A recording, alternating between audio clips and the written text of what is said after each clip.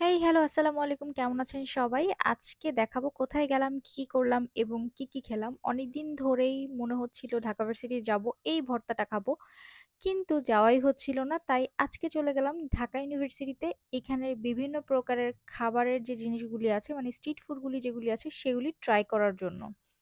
এবং আমাদের বাসা থেকে মেট্রো রেল দিয়ে ঢাকা ভার্সিটি যাইতে খুব একটা বেশি সময় লাগে না, তাই আমরা মেট্রো দিয়েই চলে গেলাম ঢাকা ইউনিভার্সিটি।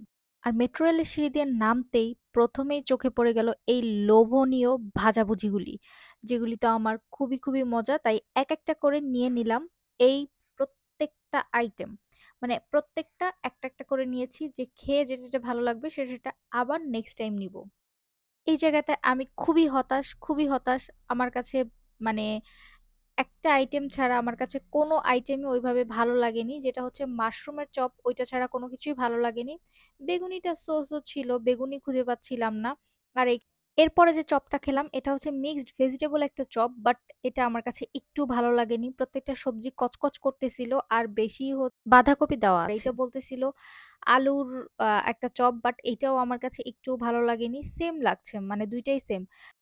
এই সবগুলির মধ্যে সবথেকে বেশি ভালো লেগেছে এই মাশরুমের চপটা। আর এখানে যে ডিপটা দিয়েছিল, মানে এটা হচ্ছে একটা টক, এটা ভালো ছিল অনেক। দেন ওইখান থেকে একটু সামনে আগালেই আপনারা এই ভর্তাটা পেয়ে যাবেন, যেটা খুবই খুবই লোভনীয়। এখানে হচ্ছে মিক্সড ভর্তা, এখানে অনেক কিছু একসাথে দিয়ে ভর্তা বানানো হয়। আর এই পাশে ছিল কদবেল ভর্তা। আমি মিক্সড ভর্তাটা এর আগে খেয়েছি, যার কারণে ওইটা ওইভাবে ট্রাই করলাম না। জাস্ট কদবেল ভর্তাটা নিলাম, বাট কদবেলের থেকে এখানে আপনি হচ্ছে তেঁতুলটা বেশি পাবেন। বাট সত্যি কথা, ভর্তাটা আমার কাছে অনেক অনেক অনেক মজা লাগছে। এবং এটা আমার এখনো অবধি, আমি যে ভয়েস দিচ্ছি, আমার এখনো খেতে মন চাচ্ছে। আর এখানে সামনে নামলেই আপনি বিভিন্ন প্রকার খাবারের দোকান পেয়ে যাবেন। এখানে মোমোর দোকান আছে, এখানে আপনি স্টিম মোমো পাবেন। দেন হচ্ছে ওই সাইডে ফুচকার দোকান আছে, বাট আমার এখানে নেমেই চোখ চলে গেল এইখানে যে মুড়িটা মাখাচ্ছে। এটা মুড়ি না, বেসিক্যালি এটা হচ্ছে চানাচুর বুট যে মাখাটা, সেই মাখাটার দিকে চলে গেল। এবং এটা আমি এখন ট্রাই করছি, আর এদের বানানোর স্টাইলটা আমার খুবই ভালো লাগছে। একদম কি বলে যে খুব সুন্দর করে বানাইতেছিল, এই জন্য ভিডিও ক্লিপটা নিয়ে রাখছি। আর উনি যখন মাখাচ্ছিল এত সুন্দর ঘ্রাণ বের হচ্ছিল, মনে হচ্ছিল এখনই খেয়ে ফেলি।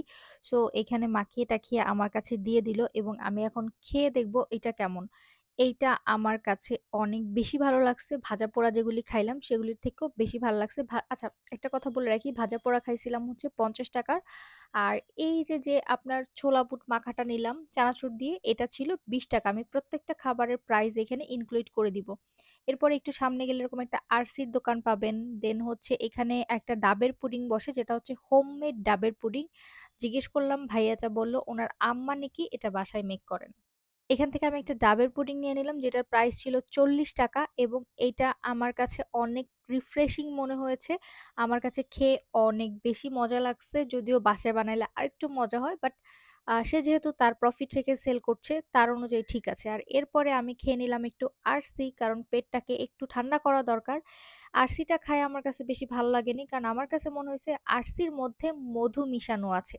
আর এখানে যে ভাই দেয়ালে দেয়ালে কত কিছু লেখা আছে ঢাকা ভার্সিটির এখানে, এখানে কিন্তু আপনি আরো অনেক ধরনের খাবার পাবেন, যেটা আমি সবগুলি ট্রাই করিনি, কারণ এতগুলি ট্রাই করা আসলে একদিন সম্ভব না।